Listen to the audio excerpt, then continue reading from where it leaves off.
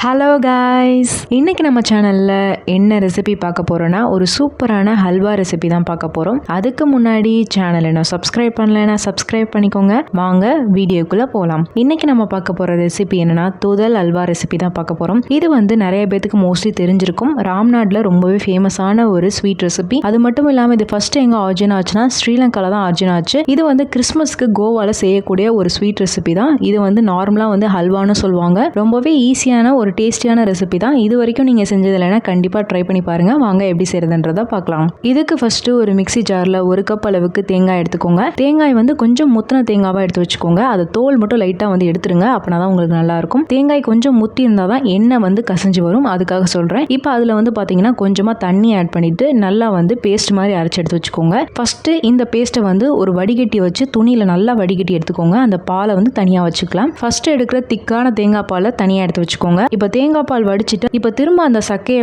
Mixie ஜாரில் add பண்ணிட்டு கொஞ்சமாக தண்ணி விட்டு இதையும் நல்லா பேஸ்ட் மாதிரி அரைச்சி எடுத்து வச்சுக்கோங்க. இப்போ நம்ம எடுக்கிற செகண்ட் தேங்காய் பாலை தனியாக வச்சுக்கோங்க. ஃபர்ஸ்ட் எடுத்த தேங்காய் பால் தனியாக இருக்கட்டும். இப்போ செகண்டாக எடுத்த தேங்காய் பால் தனியாக இருக்கட்டும். ஃபர்ஸ்ட் எடுத்த தேங்காய் பால் தனியாக இருக்கட்டும். இப்போ இன்னொரு பவுலில் 1.5 கப் அளவுக்கு கருப்பட்டி ஆட் பண்ணிக்கலாம். கருப்பட்டி ஆட் பண்ணிட்டு இப்போ நம்ம செகண்டாக எடுத்த தேங்காய் பாலில் பாதி மட்டும் ஆட் பண்ணி நல்லா மிக்ஸ் பண்ணிக்கோங்க. கருப்பட்டி ஓரளவுக்கு நல்லா கரைஞ்சி வர அளவுக்கு மிக்ஸ் பண்ணி வச்சுக்கோங்க. இப்போ நம்ம மிக்ஸ் பண்ணி வச்சிருக்க கருப்பட்டியை ஒரு பேனில் ஆட் பண்ணிட்டு ஸ்டவ் ஆன் பண்ணிட்டு நல்லா கட்டி இல்லாமல் கரைச்சி எடுத்துக்கோங்க. இப்போ நம்ம எடுத்த 2வது தேங்காய் பாலை மீதி இருக்கிறதுல 1/2 கப் அளவுக்கு அரிசி மாவு ஆட் பண்ணிக்கலாம். 1/2 கப்புன்றது நான் 50 கிராம் அளவுக்கு நான் ஆட் பண்ணியிருக்கேன். ஆட் பண்ணிட்டு நல்லா மிக்ஸ் பண்ணிக்கோங்க. கட்டி இல்லாமல் நல்லா மிக்ஸ் பண்ணிக்கோங்க. இப்போ கருப்பட்டியை நல்லா கரைச்சிட்டு நம்ம ரெடி பண்ணி வச்சிருக்க அரிசி மாவு மிக்ஸில் இதை ஆட் பண்ணிக்கலாம். தேங்காய் பால், அரிசி மாவு, கருப்பட்டி இது எல்லாத்தையுமே சேர்த்து நல்லா மிக்ஸ் பண்ணிக்கலாம். எல்லாமே நல்லா மிக்ஸ் பண்ணிட்டு திரும்ப இன்னொரு பாத்திரத்தில் அதை மாற்றிக்கோங்க. நல்லா அடிகனமான பாத்திரம் எடுத்துக்கோங்க. இல்லைன்னா சீக்கிரம் அடி பிடிச்சிரும். நீங்கள் அடிகனமான பாத்திரம் இல்லை நான்ஸ்டிக் எடுத்துக்கிட்டிங்கன்னா நல்லா ஒட்டாமல் சூப்பராகவே வரும். இப்போ ஸ்டவ் ஆன் பண்ணிவிட்டு இதில்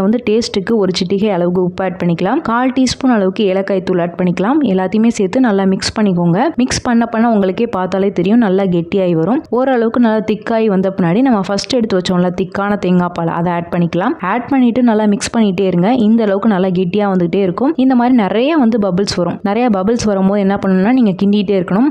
ஏன்னா நீங்கள் கிண்டலைன்னா சீக்கிரம் அடி பிடிச்சிரும். ஸோ நல்லா கிண்டிகிட்டே இருங்க. நீங்கள் நல்லா நான்ஸ்டிக் பேன் வச்சுருந்தீங்கன்னா அதில் கூட செய்யலாம். இல்லை இரும்பு பாத்திரம் நல்லா அடிகனமான பாத்திரம் இருந்துச்சுன்னா நீங்கள் அதில் செய்யலாம். நல்லா ஒட்டாமல் நீட்டாகவே வரும். இப்போ பார்த்தீங்கன்னா இந்த மாதிரி நல்ல பபிள்ஸ் கெட்டியாகி வரும்போது 1 டேபிள் ஸ்பூன் அளவுக்கு நான் முந்திரி கட் பண்ணி வச்சுருந்தேன். அதை ஆட் பண்ணிக்கிறேன். ஆட் பண்ணிவிட்டு நல்லா மிக்ஸ் பண்ணிக்கலாம். இப்போ உங்களுக்கு பார்த்தாலே தெரியும் நல்லா கெட்டிப்பட்டு வரும்போதே அந்த அல்வா கன்சிஸ்டன்சியில் வந்துருச்சு. இப்போ அல்வா கன்சிஸ்டன்சி வரும்போதே பார்த்தீங்கன்னா அந்த தேங்காயில் இருக்க எண்ணெயெல்லாம் கசிஞ்சு வரும். நீங்கள் கொஞ்சம் முத்தின தேங்காய் யூஸ் பண்ணியிருந்தீங்கன்னா சூப்பராகவே வரும். இல்லை இளந்தேங்காய் நீங்கள் யூஸ் பண்ணிங்கன்னா எண்ணெய் வர்றது ரொம்ப கஷ்டம். சில பேர் நான் ஷார்ட்ஸில் போஸ்ட் பண்ணும்போது கேட்டிருந்தாங்க எண்ணெய் பிரிஞ்சு வரலன்னு. உங்களோட தேங்காய் பார்த்தீங்கன்னா முத்தின தேங்காவாக இருந்திருக்காது. அதனால அப்படி வந்திருக்கும். தேங்காய் செலக்ட் பண்ணும்போது கொஞ்சம் பெருசாக நல்லா ப்ரௌனாக தோல் இருக்கிறத பார்த்து எடுங்க. அப்படின்னா தான் எண்ணெய் பிரிஞ்சு வரும். இப்போ உங்களுக்கு பார்த்தாலே தெரியுது என்னோடதுல எண்ணெய் பிரிஞ்சு வந்துட்டு இருக்கு. இப்போ இந்த டைமில் நல்லா மிக்ஸ் பண்ணிக்கோங்க. இப்போ உங்களுக்கு மிக்ஸ் பண்ணும் போதே தெரியும் பாத்திரத்தில் ஒட்டாத மாதிரி நல்லா இந்த மாதிரி நான்ஸ்டிக்கி கன்சிஸ்டன்சியில் வந்துடும். இந்த ஸ்டேஜில் நீங்கள் ஸ்டவ் ஆஃப் பண்ணிட்டு இறக்கிடலாம். நீங்கள் நான்ஸ்டிக் பாத்திரத்திலையோ இல்லை அடிகனமான பாத்திரத்திலையோ யூஸ் பண்ணும்போது இந்த மாதிரிலாம் ஒட்டாது. இப்போ இதை ஒரு வாழை இலையிலையோ ஒருவேளை நீங்கள் தோத்தல் அல்வாவை கட் பண்ணுற மாதிரி ஐடியாவில் இருந்தீங்கன்னா ஒரு ஷேப் ஹோல்ட் பண்ணுற மாதிரி ஏதாவது ஒரு பாத்திரத்தில் வச்சுக்கோங்க.